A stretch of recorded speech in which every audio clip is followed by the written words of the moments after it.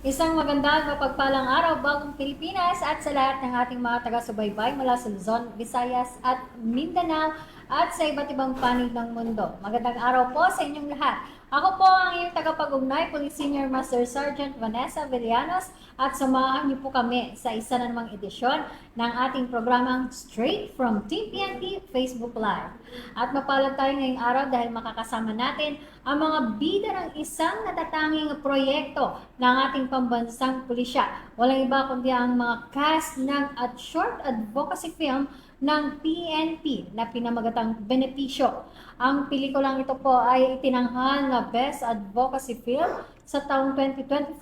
Ito lamang taong ito sa FAMA Short Film Festival. Isang malaking karangalan po para sa buong hanay ng kapulisan para mapabilang po dito. Kaya naman, live na live ngayon dito sa ating programa, makakasama natin ang ilan sa mga bumida at naging bahagi ng pelikulang Benepisyo. Ayan, welcome po sa ating programa, ma'am, sir. Ayan, syempre, papakilala ko po sa inyo ang nasa gawing kaliwa ko po ay walang iba kundi si Corporal Erlindo Anbilab Jr. Ayan, sir. Magandang umaga po at binabati ko ang aming butihing Director Staff na si Police Major General Mark D. Pispis at saka sa Deputy Director na si Police Brigadier General Rex T. Malimban, sir. Ayan, at syempre kasama rin natin si Patrolman Neil Christian Cruz. Ayan, Sir Neil, bati po kayo. Magandang umaga po. Binabati ko po ang aming butihing Battalion Commander ng Rapid Deployment Battalion na si Police Lieutenant Colonel Marlon Yu Ancheta.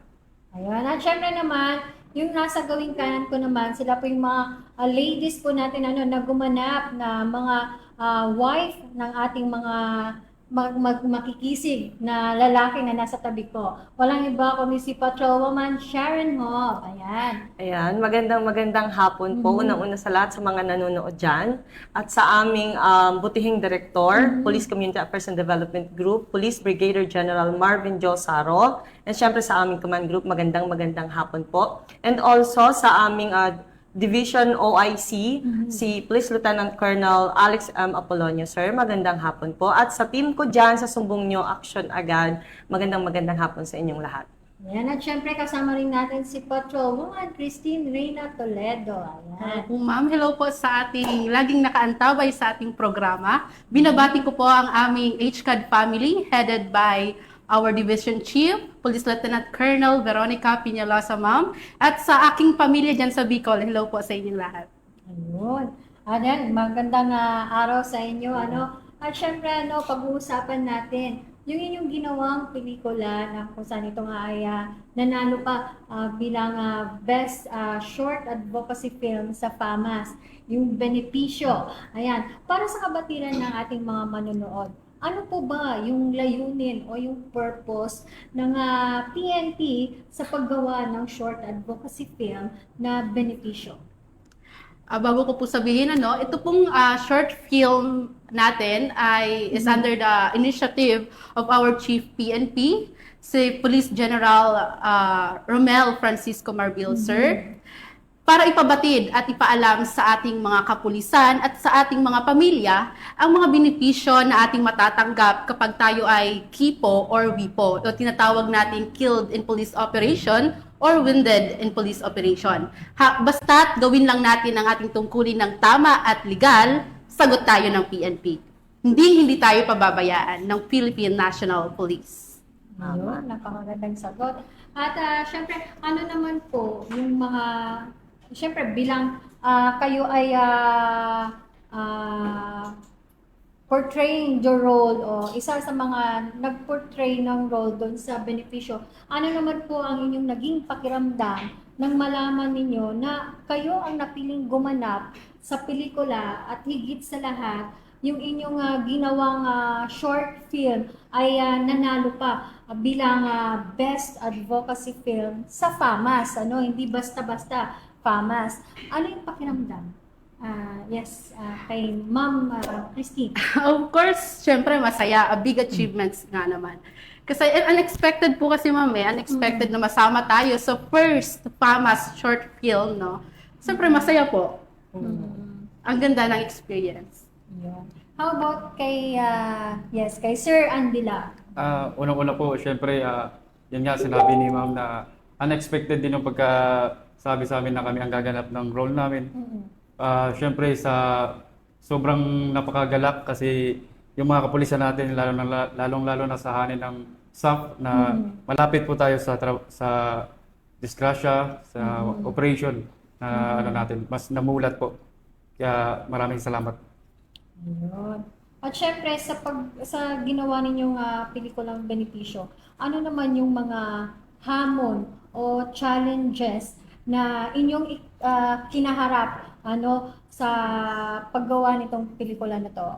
Start tayo kay Sir Cruz. Ang challenges, ma'am, yung pag-arte as a police officer, hindi tayo sanay umarte. Pero kailangan nating maipabatid sa publiko ang benefits na makukuha ng mga pamilya ng ating mga men and women in uniform para sa kanilang knowledge. Ayun. How about kay Ma'am Sharon? Sa akin naman po, yung challenging sa part is yung maibigay ko yung part ko at para ma-feel ng manunood ng film yung character as a wife of a policeman, which is alam nating lahat bilang may asawa ka na policeman, yung worried ka lagi, yung pakiramdam na alam mo anytime pwedeng mawala, may mangyari sa asawa mo, is yun, yung challenge na dapat maiparamdam ko yun sa tao na, which is, di ba, bilang police, laging nasa, yung sabi nga, yung isang paa mo laging nasa hukay, pero yung pamilya mo kailangan mong i-set aside kasi you have to do your duty.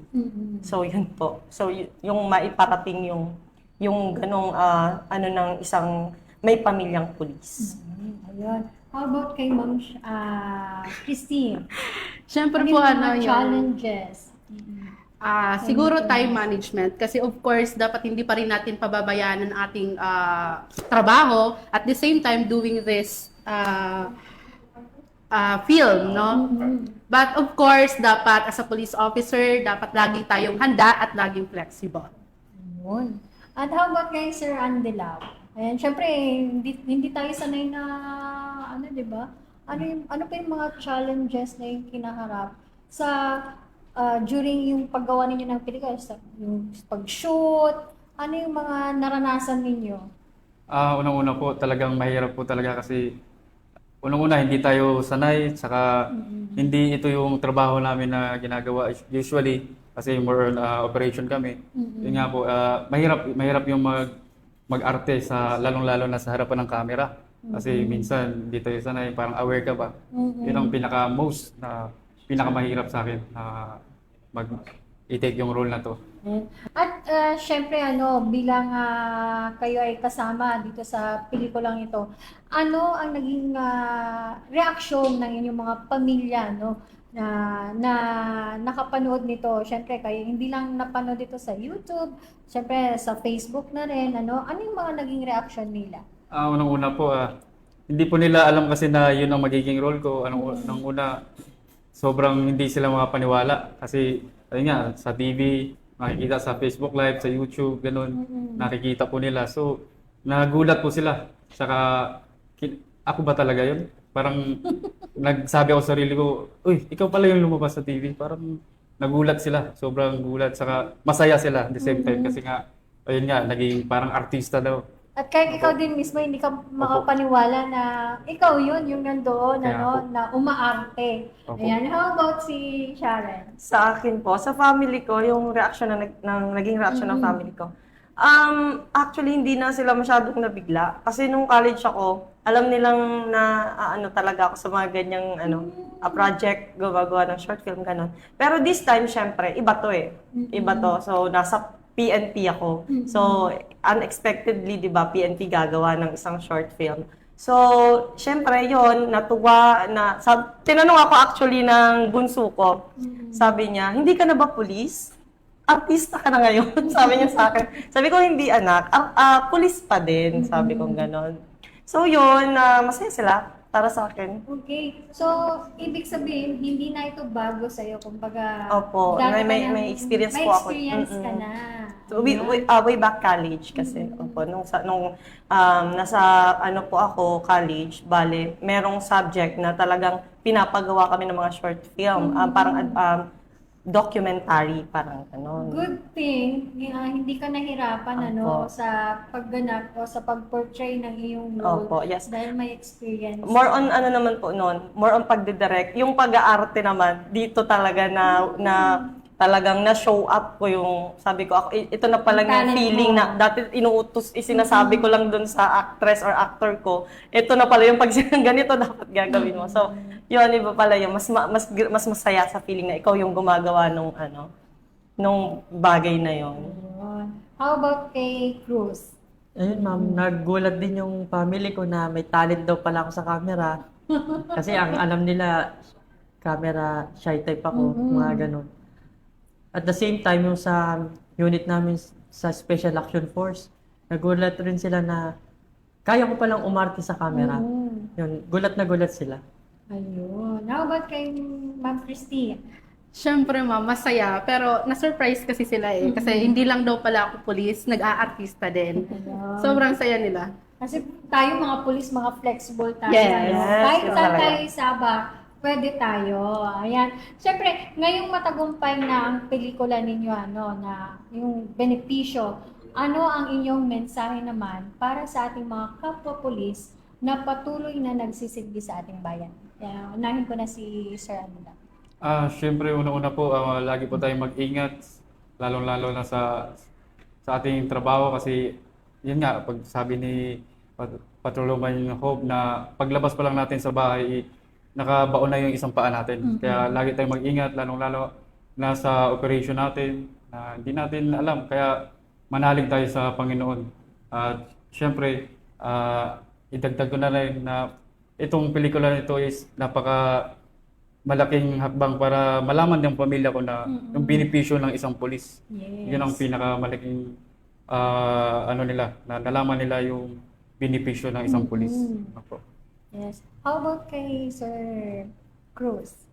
Ayun ma'am, kagaya ng pagkakasabi ni Sergeant Andilab na palagi tayong mag-ingat tuwing nasa duty tayo. At the same time, gawin natin ng tapat at maayos ang ating sinumpaang tungkulin. Yes, Miss Sharon.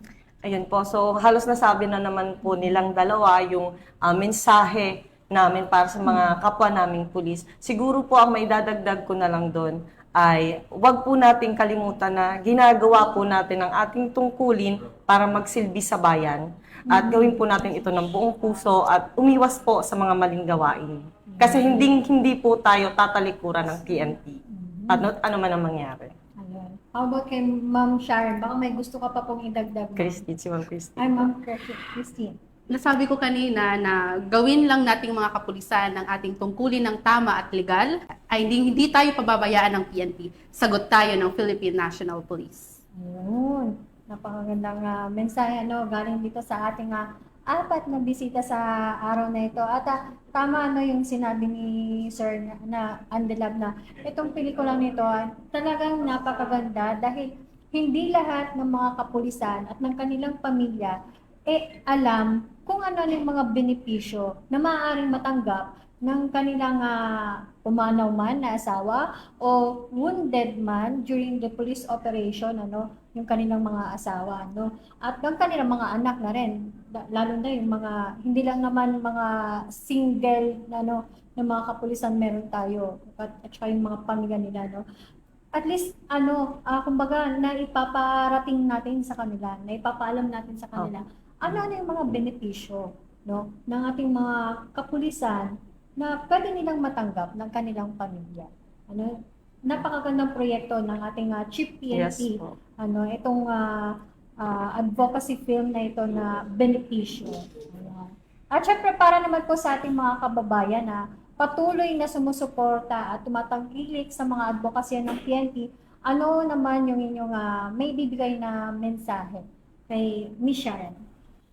Patuloy lang po kayong maniwala sa PNP na patuloy naming gagawin ang aming tungkulin ng tama at legal para po sa inyo.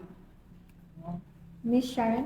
Ayun po, siguro po, sa patuloy na sumusuporta, sana po wag po kayong mapagod or mawala ng paniniwala sa amin dahil hindi po, meron man pong mga kapulisan na nakagagawa ng mali o pumipili ng maling daan, hindi pa rin po mawawala ang mabubuti. Meron at meron pa rin po. So sana po patuloy niyo po kaming suportahan sa aming mga advokasya o mga programa. Maraming salamat po. Yes, thank you. At syempre, bago tayo magtapos, sino-sino naman po yung inyong gustong pasalamatan sa likod ng tagumpay ng inyong pelikulang benepisyo? Unahin ko na si Sir Cruz. Pinasasalamatan ko po yung buong staff ng benepisyo, sila Direk, at yung mga kasama ko rin na mga nandito po ngayon na mga men and women in uniform din po. Ayan, Sir Anilab, Sir? Sa akin, pinapasalamatan ko lalong-lalo na yung aking unit na Special Action Force sa Rapid Deployment Battalion, sa CRG family, na pinayagan po ako na makarating at makapunta dito. Yun po, maraming salamat Team CRG. Sa CO ko po, na si Police Captain Joram F. Bando. Sir, thank you sir. Yan. At syempre, Ma'am Christine. Pinapasalamatan ko po ang ating Chief PNP dahil po sa kanya, sa inisyatiba niya ay naipabatid natin sa ating mga kapulisan at ating mga pamilya ang ating benefits. Yan. At syempre, Ma'am Sharon. Syempre po, syempre gusto mo dun, idagdag? dun na lang sa mga hindi pa nila na papasalamatan siguro. Syempre sa buong cast ng UNTV at Beneficio, sa mga bumubuo, men and women in uniform, syempre po. At syempre, lalong-lalo na sa pamilya ko na laging nakasuporta kahit ano pa man. And yung hindi ko nabati kanina, babatiin ko ngayon para hindi ko mag-away. Yung boyfriend ko dyan, nasa schooling siya ngayon, so mag-ingat ka lagi. Ayun. Ayun, maraming salamat po sa ating mga bisita sa araw na ito. Kina Patrolman Toledo, Patrolwoman Toledo, Patrolwoman Hope, Sharon Hope, kina Corporal Andelab, sir, kay Patrolman Cruz, sir, maraming salamat sa pagpaunak po sa amin sa araw na ito, na kayo po ay makapanayam namin dito sa Straight from Team PNP Facebook Live. At syempre, pinapasalamatan natin ang lahat ng mga cast at saka yung mga production natin na nasa likod ng short film na benepisyo. Ang UNTV, ang Pika G, sa pamumuno ng ating director, walang iba kundi si Police Brigadier General Marvin Josaro at sa kanyang miyembro ng command group. Maraming salamat po sa inyong patuloy na pagtangkilik at suporta sa ating mga programa sa PNP. At syempre para sa mga nais dumulog sa inyong pambansang pulisya ukol sa mga reklamo at sumbong. Bukas ang aming tanggapan upang kayo ay matulungan at maaari kayong tumawag sa ating PNP isumbong sa 0917-847-5757. At kung mayroon naman kayong sumbong o reklamo tungkol sa ilang pasaway at abusadong pulis, maaari po kayong kumontak sa Integrity Monitoring and Enforcement Group o PNP IMEG sa mga numerong makikita po sa inyong mga screen. Ayan. At para sa mga nais dumulog... At sa ngalan ng pamunuan ng Philippine National Police sa pamumuno ni Chief PNP Police General Romel Francisco Marbil, kami maglilingkod sa bawat Pilipino at magbibigay ng tamang impormasyon at inspirasyon dahil dito sa Bagong Pilipinas, ang gusto ng pulis, ligtas ka! Mula rito sa tanggapan ng tagapag-ugnay ng pambansang pulisya at sa pamumuno ng ating direktor na si Police Brigadier General Marvin Josaro, muli ako ang inyong tagapag-ugnay, Police Senior Master Sergeant Vanessa Villanos. Ito pa rin ang inyong programang Straight from Team PNP Facebook Live.